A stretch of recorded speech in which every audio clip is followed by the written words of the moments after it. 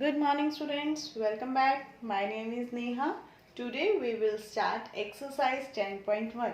इसमें हमें बस formulas का ज़्यादा से ज़्यादा ध्यान रखना है. Okay? Now let's start with question number 2. The lid of a rectangular box of sides 40 cm by 10 cm is sealed all round with tape. What is the length of the tape required? हमारे पास क्या है, एक rectangular box है, ठीक है जी, जिसकी sides given है 40 centimetre and 10 centimetre और उसमें बोला हुआ है कि रेक्टेंगुलर बॉक्स की एक लिड है, मतलब जिससे उस बॉक्स को कवर किया जाता है, उसको हमने क्या करना है, सील करना है. सील करना है तो आप क्या करेंगे, आपको इस सरफेस से तो कोई मतलब नहीं है, आप इसकी बाउंड्री को सील करोगे तो इसका मतलब what you will find out, you will find out the perimeter of a rectangle. So what is the formula for the perimeter of a rectangle? 2 bracket length plus breadth. Okay. Now what is the length of a rectangular box? Length is 40 centimeter is given to you and breadth is 10 centimeter is given to you. So now you have to write the formula. और ये हमेशा याद रखना, whatever the formula you are using in the question, you have to write that formula. Okay. So what is the formula for the perimeter of a rectangle? That is 2 bracket length plus breadth. तब आप क्या करेंगे, 2 bracket means multiply का sign है यहाँ पे, length कितनी है, that is 40 and breadth is 10 centimeter. Now you have to solve this. 2 multiply 40 plus 10, that is 50. 2 into 50, that is 100 centimetre. इसका मतलब कितनी टेप की रिक्वायरमेंट है इस बॉक्स को सील करने के लिए, that is 100 centimetre. Okay. Now question number 3. A tabletop measures 2 meter 25 centimeter by 1 meter 50 centimeter. What is the perimeter of the tabletop? तो हमारे पास एक टेबल टॉप है, ठीक है, और उन्होंने डायरेक्ट बोल दिया that you have to find out the perimeter, ठीक है, and its length and breadth is given to you, but in this length and breadth is given to you in 2 units. So what you have to do, you have to convert these centimeter into meter as you have done in decimal chapters. बिल्कुल same वैसे ही करना है, ठीक है. तो length is 2 meter 25 centimeter. तो when you will convert this into metre, what you will do, आप centimetre को मीटर में कन्वर्ट करने के लिए क्या करते हैं, divided by 100.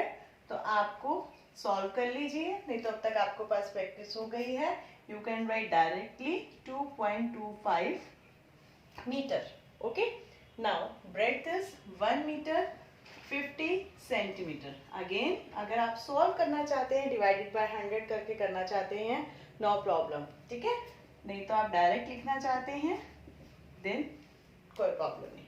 Now what is the perimeter of a rectangle?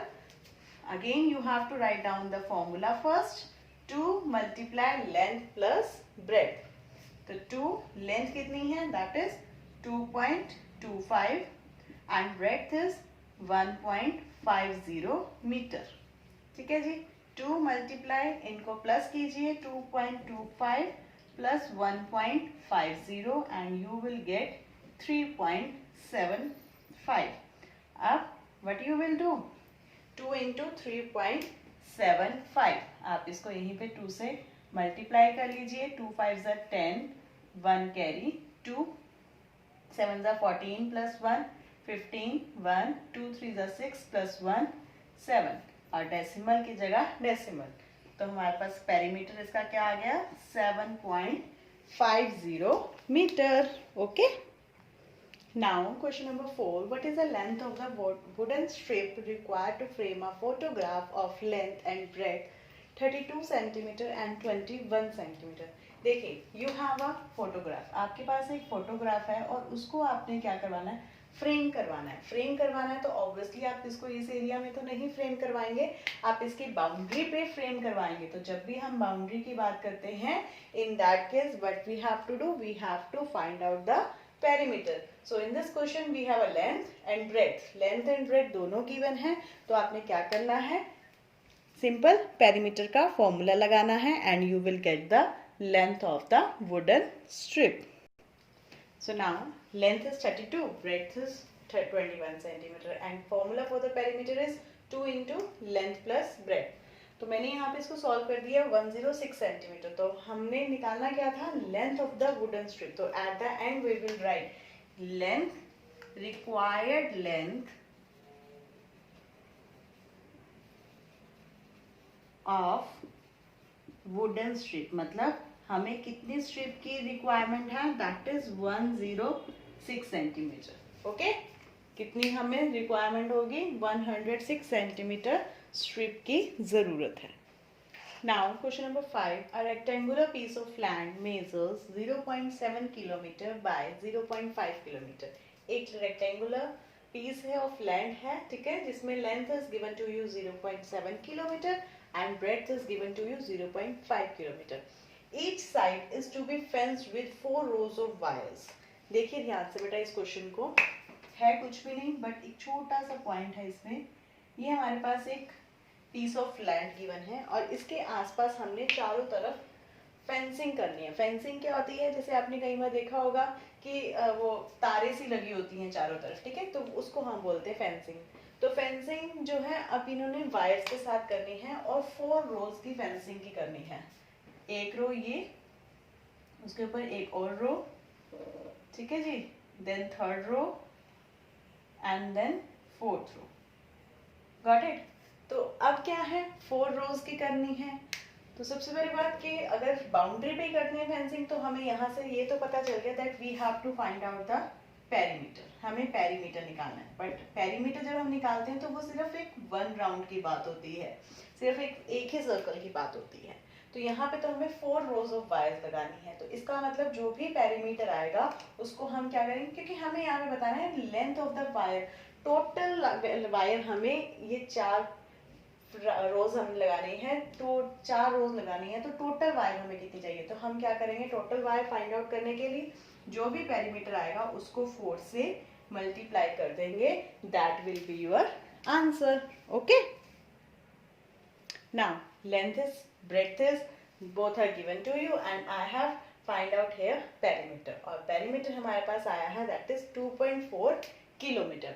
Now हमें निकालनी है कि टोटल लेंथ ऑफ वायर कितनी की जरूरत है और हमने कितने रोज लगाए हैं वायर के, 4 रोज. तो हमने जो भी पेरीमीटर निकाला है उसको 4 से मल्टीप्लाई कर देते हैं.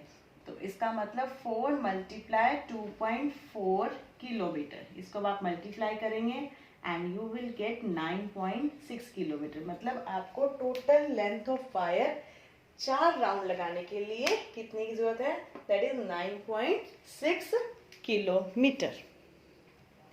Now question number 6, find the perimeter of each of the following. First part is a triangle of sides 3 centimetre, 4 centimetre, 5 centimetre.